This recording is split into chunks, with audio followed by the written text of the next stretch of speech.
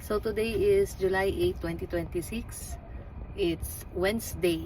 So day 2 na ng aking pagbi-video journal. So ano ba nangyari sa akin ngayong araw na to? So kung kahapon, hindi ako masyadong makakilos kasi sobrang sakit ng puson ko. So ngayon, hindi na masakit yung puson ko. Siguro dahil medyo naka-poops na ako today. Parang iyon lang naman ang inaantay ko eh. Maka-poops ako ng maayos. Feeling ko aayos yung pakiramdam ko. And luckily naka-poops naman ako ng kaninang umaga. Medyo feeling ko kulang pa pero at least nakagaan-gaan na. Hindi na masakit yung puson ko. So medyo nakabawi-bawi tayo ng lakas ngayong araw na to. Pero nagklase ako. Doon naman naubos yung lakas ko. So marami akong nagawa today. Nakapagklase ako sa ilang sections. Na-checkan namin yung mga backlog naming mga activities. Na-record na rin namin. So yun, okay naman yung naging araw ko ngayon. Medyo nakakapag-conceptualize na ako kung paano ko gagawin yung e-class record. Hopefully masimulan ko siya mamaya or tomorrow, ganyan. Ay palagi ko tomorrow hindi ko siya magagawa kasi full load ako ng klase pagka Thursday, 6 ang klase ko.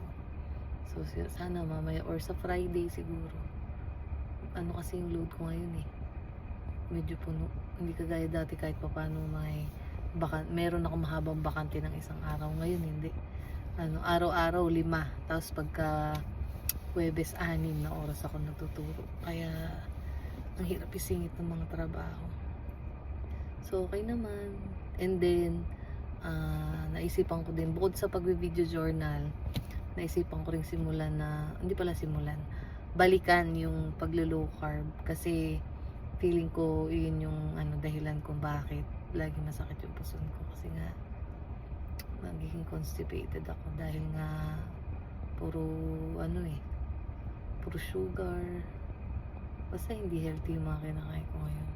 So today babalikan ko yung paglo-low carb, gulay-gulay, protein, ganyan. So bawas muna tayo sa rice.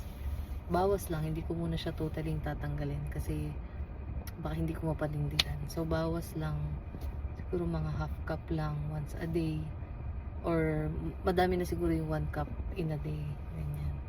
So kagagaling ko lang dyan sa likod na malengke ako ng gulay para ipang-replace sa kanin. Namili din ako ng tokwa kasi nakakita ko ng video ng tokwa gabi. Parang ang sarap ng pritong tokwa.